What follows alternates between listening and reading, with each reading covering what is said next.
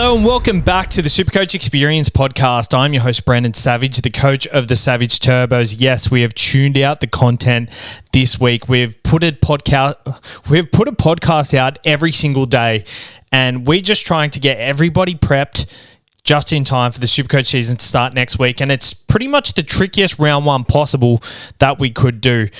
So next week, round 0 team lists come out. You're going to have to navigate your side around that and then wait for team lists coming in next week.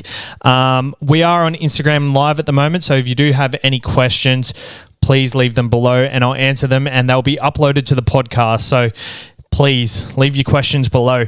But first, I've got some questions to answer that are put in the SuperCoach Experience Facebook group. Let's answer them right now. So Spud MGD, what is your highest spend in the center wing position? It's one of the hardest positions to get right, but I also find the fastest way to make cash gen. It's very funny because I think there's the lack of cheapies in center wings has made me reevaluate my tactics with it. My high spend is Valentine Holmes, and I actually really want to go up to Greg Marju. I think with the lack of cheapies there, I think you've got to put as many value options, or at least options that you know are going to score well, in your team as much as possible. So Valentine Holmes is my highest. My second highest is Dylan Lucas. It was Karaz, but I'm a bit worried about all the Bulldogs that are in my team at the moment. If you're on the Instagram Live, please leave a message, leave a question for your SuperCoach side. Dean Pickup, do you think the strategy is changing to having more guns in the center wing rather than cheapies as possible? Yes, just as I said before, I think having more value options and people you know are going to score well. I think with all these center wing options that people do have in their sides at the moment, one, they're not going to get picked. Two, they're actually not going to score that well, even if they do get picked. So I think you've got to stack it up as much as you can. Liam Howie, are we starting with the RTS, or do we have depression after round one because we didn't start with him? I think with RTS, it's a very strange one. He looks very good, but in his daily and winning season, he only averaged 71 at fullback. So the fact that he's not going to be playing fullback in a position where we don't know where he's actually going to score at, I'm leaving him out at the moment. He's priced at about a 55. I think that's probably what he'll average. At the price, he's probably someone who can hold his value. So I don't think he's a bad pickup, but I don't think he's a great pickup. But that being said, the Warriors have a good draw. They always have a good draw, especially when they get games in New Zealand. And he's going to be a vocal point of the attack. They're going to add strings to their bow, the Warriors, and he's going to be part of that. Adam Sargent, Will Penasini at the Eels worth a punt. I think the Eels are going to come back very strong this year, and I think he's going to be a nice little pickup, but I think at the price, I probably just can't go near him. So on the SuperCoach Experience Facebook group, we've got Barry Beasley. I have Turbo and Paps, but Blake Taff is named at fullback for the Dogs. Do you think he's worth starting and dropping Paps? I think he's actually a better purchase than Pappenhausen, but I think they're both pretty low upside players, especially early on in the season. Pappenhausen, we know he's probably one of the highest ceiling players in the game, but early on in the season, especially leading into that bye, I don't think he is a high upside option. So, I probably wouldn't be going either of them. Me and Timmy talked about it in the fullback episode. I think I'd be more keen on going someone like Will Kennedy at fullback just to start the season up until he has his bye. Just because Will Kennedy, his draw versus his historically the last 3 seasons, he's averaged about 70 in the first 6 to 7 weeks. So someone like, I think you've got to look at the start and then think about a plan. I think neither of them, but if you had to choose one, I think Paps, because he's going to be more of a long-term hold. Let's go over to the Instagram Live questions. Matthew J. Price on Instagrams, when are you releasing your latest team selections? I will not be doing another one because I think 3's too many for one person. We'll be doing Timmy's next week though. Chris Francis 223 on Instagram, name your top 10 draft picks. I think Cleary and Hines, number 1. Number 3, 4, 5 is going to be Turbo, Drinkwater, Latrell, Walsh. I think that's 6. And then the next 4, probably Harry Grant. I'm not a massive draft guy, so I don't know how to kind of play this. Like with the fullbacks, do you just wait and see if someone picks them up first, or do you aim for these lower ceiling positions? Like, do you go for Harry Grant first if you don't pick up a gun fullback straight away, or you don't get Nico or Cleary? Rugby League realm, how do you grow a mustache like that, please? I've been growing this since Movember. Trimmed it a couple of times, but just don't shave, I guess. Campbell Cormac 99, is salmon a good mid-range cash cow? I think salmon is a great cash cow. I don't know if it's going to translate to SuperCoach though. He's 317,000. It looked like he got like 31 points on the weekend for last week's trial match. I don't know if, like, he played magnificently. He ball played really good. I don't know if it's going to translate to SuperCoach though. Jack Patton, how many minutes can we expect from Lukey? So with the departure of Luciano Leilua, a spot opens up for Lukey. In games over 60 minutes, he averaged 80.7, and there was only 5 games there. So he is someone who, if he plays above 60 minutes, he's pretty much a must-have. But with Lukey, it depends on Fini Fuiaki. If he comes off the bench, he's someone who eats into Lukey's minutes. If he doesn't, it's going to be interesting to see how that plays out, because Lukey becomes a massive, genuine gun option if he gets the minutes. All right, let's go into a trial preview. I'm going to name a couple of players that we think we need to look out for in every game. This week, we've got the Rabbitohs and the Roosters tonight at 6 o'clock. Honestly, this is just going to be one game that you just sit back, watch, and enjoy, because there's not much going on here. I really thought Braden Burns would have snuck into their top 30 for the Rabbitohs this year at some point, but looks like it's not happening early on. He's not going to get picked early on, so... CJ Mundine is coming off the bench for the Rabbitohs.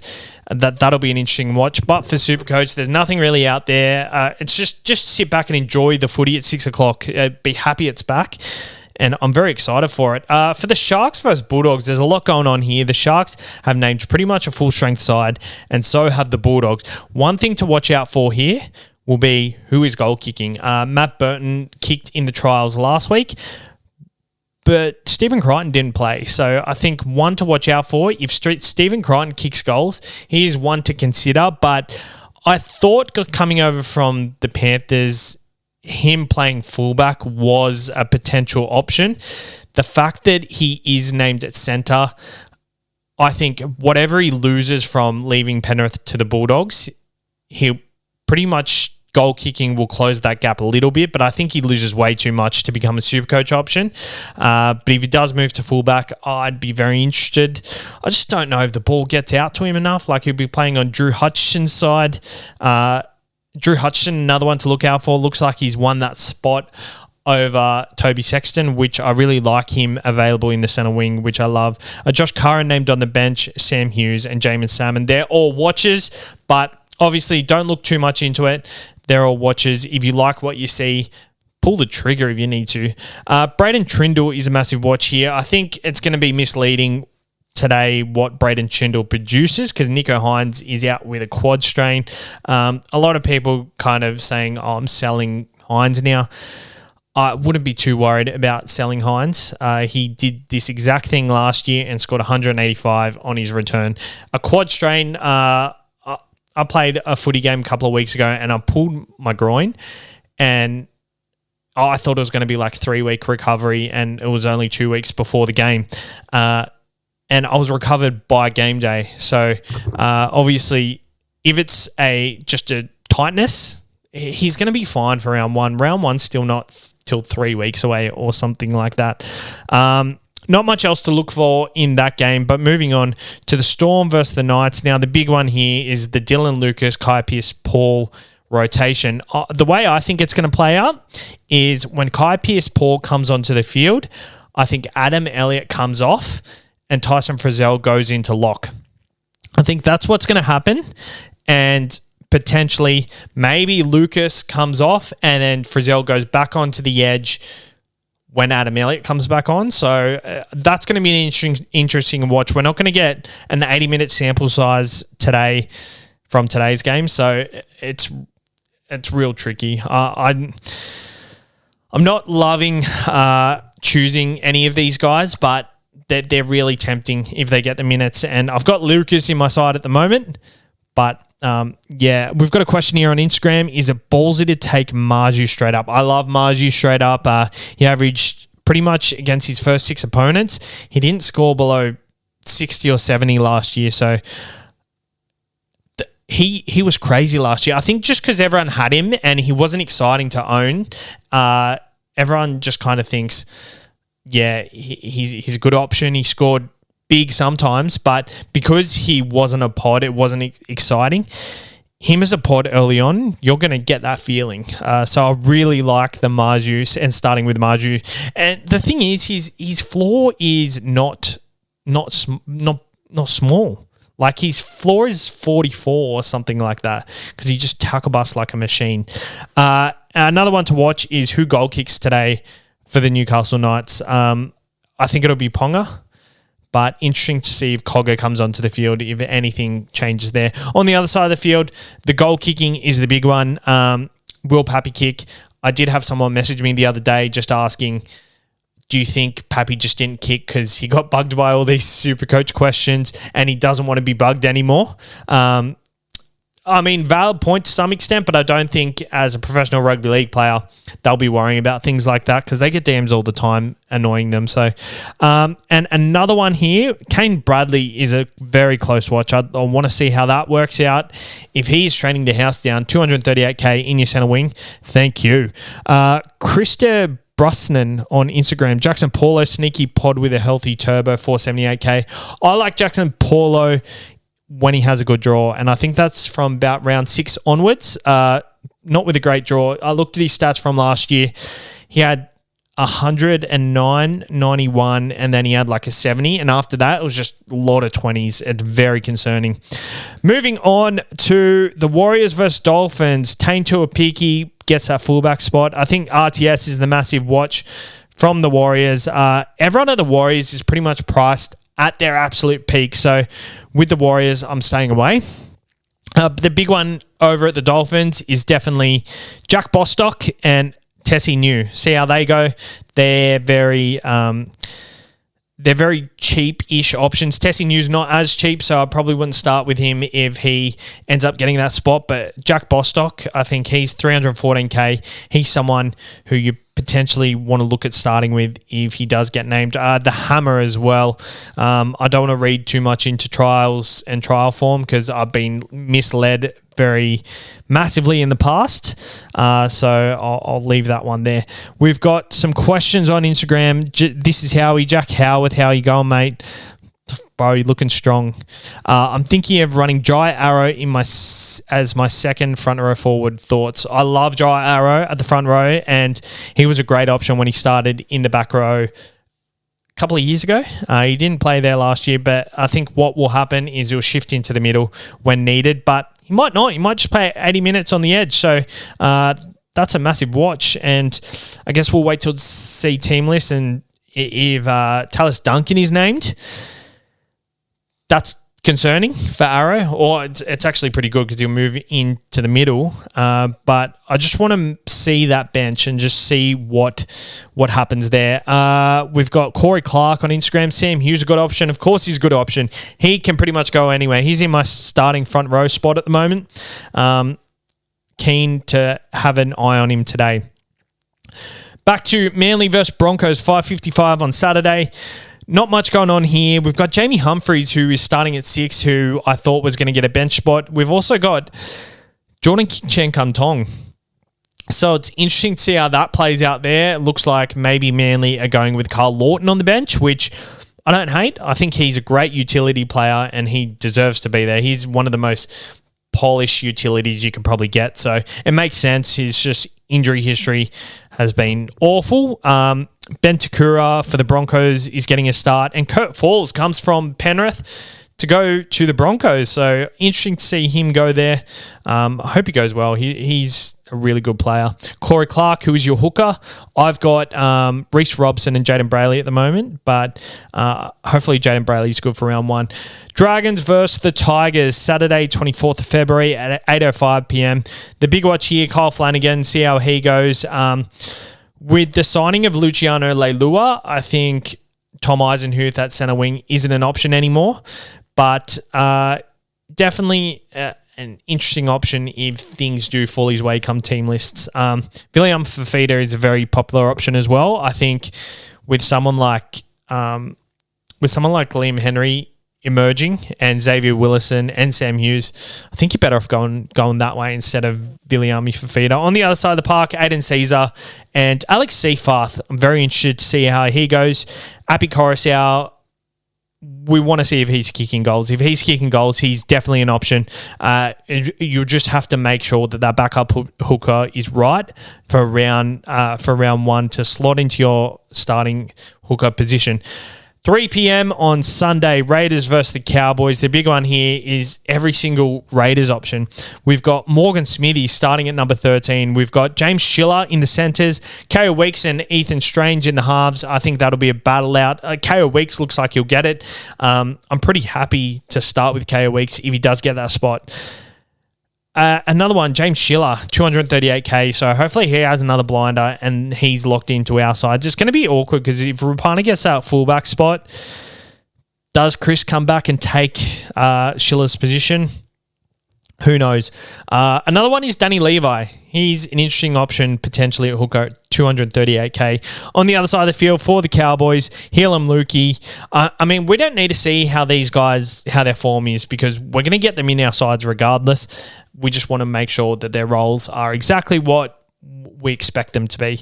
And with Lukey, Fini Fuiaki is named to 21. So what that tells me, Lukey's locked in for big minutes. I think Fini Fuiaki is the only one challenging Lukey for them minutes.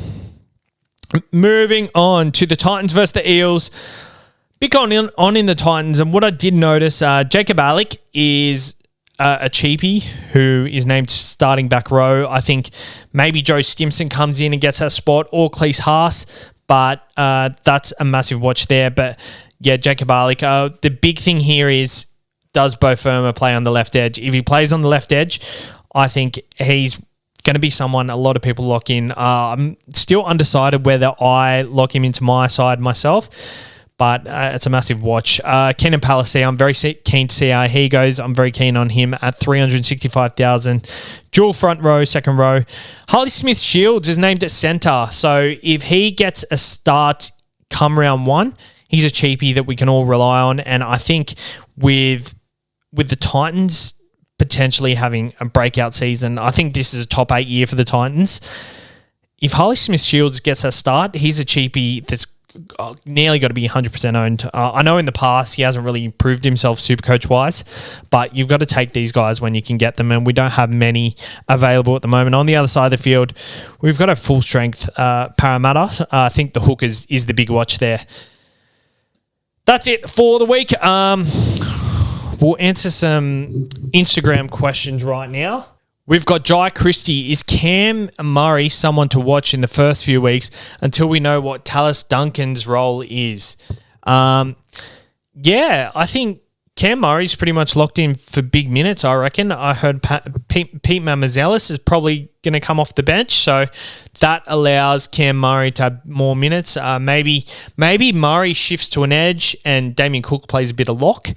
So that's also good for Murray considering he can get them attacking stats. Corey Clark, who are you looking at cheap option at 5'8" as a starter? I've got Ko Weeks at the moment. I haven't had him all preseason, but he looked pretty good in the trials, and I'm liking what I'm hearing from the reports of Ricky and pretty much saying play free-flowing footy. I think 5'8" is probably more suited to Ko Weeks than fullback was. He probably had too much to think about at fullback, and that's why he only based about 26 at fullback, which isn't bad, to be honest, considering he didn't get any attacking stats. At halfback, he might get a few more few more tackles, hands on the ball, and hopefully at least some try contributions going out to the wings. And off that forward pack, like if any half is playing off that forward pack, they're going to benefit. Thoughts on Jacob Carraz, says Davey Choi. Sneaky pod. I had Carraz in my team for a long time, and I had to get him out for Dylan Lucas. So I really like Carraz, but my problem is too many Bulldogs players. You can't have too many Bulldogs players in your side. Like at the moment, I'll be playing Sam Hughes, Drew Hutchison, Bronson Cherry, and I got Jamin Salmon. I had Josh Curran at the time. So we also got another one up here. Kane Bradley, the hidden cheapie. Yeah, I just talked about him before. Kane Bradley, keep a massive eye out for him this weekend. 230k available at centre wing. If he does get that start, he'll get that second row duel. So I'm very excited to see Kane Bradley. Riley Pascoe, thoughts on Frizzell? Frizzell's an interesting one. I don't think he gets 80 minutes on the edge. I think with Kai Pearce-Paul on the bench, he shifts into the middle, and that potentially... he potentially gets more base stats, but that also means he's a potential of getting rested for a certain amount of minutes as well, considering they want to try and give these people a rest. The middle's always they can't play big minutes. Is Trindle and Hind as a combo at halfback only going to hurt each other? I think if you have Trindle, so Trindle definitely takes away from Hines. How much he takes away, I don't think he takes away too much too often, but I think it's a positive, to be honest, because from what I saw in the All-Stars match, they both had their hands on the ball, and instead of that left side player where Mulatalo or Talakai always got them tries and try assists, Trindle's taking all them. Like the left side and right side were really split as it was anyway. Like Trindle, Moylan was top in try contributions for the comp in 2022, and we saw last year that they didn't score as much on that left edge. I think Trindle coming in, he's going to be the guy. Not getting try contributions. It won't go to Will Kennedy. It'll be him. So I'm very excited to see that. Thoughts on the blob, says Blake Laurie. No, I don't think so. I think he had a career year last year, so no value there. Riley Pascoe, 100%. Great take on that, man. Thank you. I don't know what you're talking about, what I was talking about. So was that the Trindle thing? About five dogs players. Yeah. Yep. All right, I think we'll finish it up there. Cheers for jumping on the Instagram Live, and head over to the podcast when it is uploaded, because that'll be up there. And yeah, keep a massive eye out for trials this week. It's going to be an interesting week of footy, but I'm just pumped for next week, eh? I don't think I'll watch heaps of trials. I'll keep an eye on it. But yeah, pumped for the footy next week. And yeah, I think next week we'll try from Monday to Friday to get your podcast every day once again. But once the season kicks off, it'll be the regular wrap-up Tuesday podcast and then on the burst on Wednesday. So cheers, guys, and we'll see you on Monday.